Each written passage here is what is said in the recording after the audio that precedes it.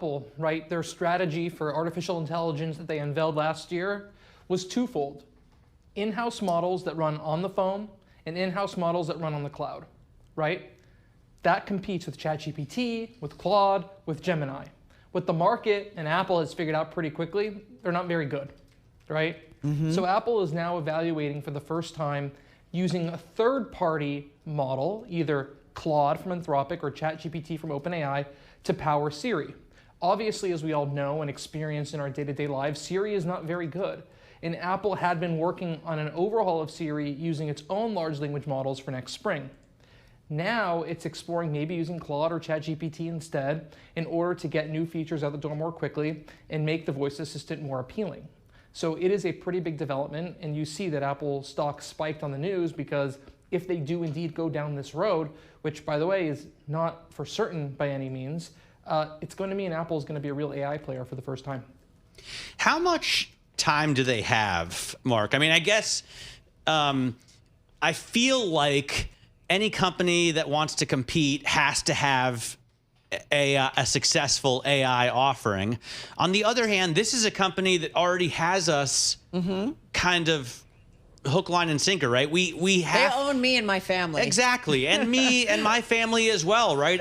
I can't imagine living without the genius of their products, and I really feel like an emotional connection to Apple. On the other hand, they have utterly failed in this sense. Carol reminded me that Siri is now 14 years old, and she is more incapable than my 4-year-old.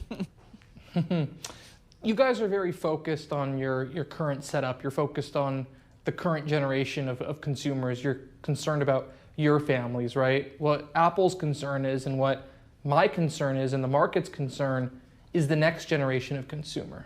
They're going to lose a whole bunch of people that are new to the smartphones. There are people born every day. There are people who buy their first smartphone every day. There are families getting their first smartphones every day, right? And those people have a decision to make about which ecosystem they want to enter. And right now, all the talk is about how Apple's AI is completely behind the times. And so that decision, right, is a lot easier when you realize that the Android ecosystem is a big step ahead in what is perceived as the future of technology. What does this say about Apple as a company? Like this would be a real big shift, right, in strategy?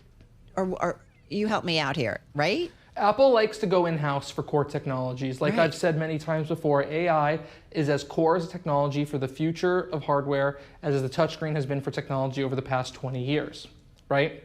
Apple owns the technology and the patents and everything behind touchscreen and multi-touch, those gestures that we all take for granted today.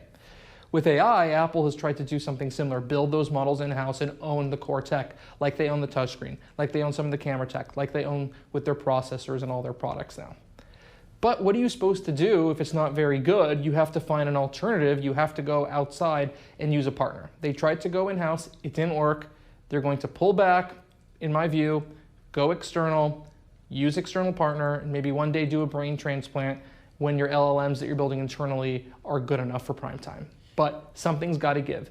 Interestingly, they are working concurrently on a new Siri LLM project that uses in-house models, and so there's still many debates internally and options being poured over to decide if they're going to go with Anthropic, OpenAI, or Apple Foundation models for this revamped Siri coming next spring.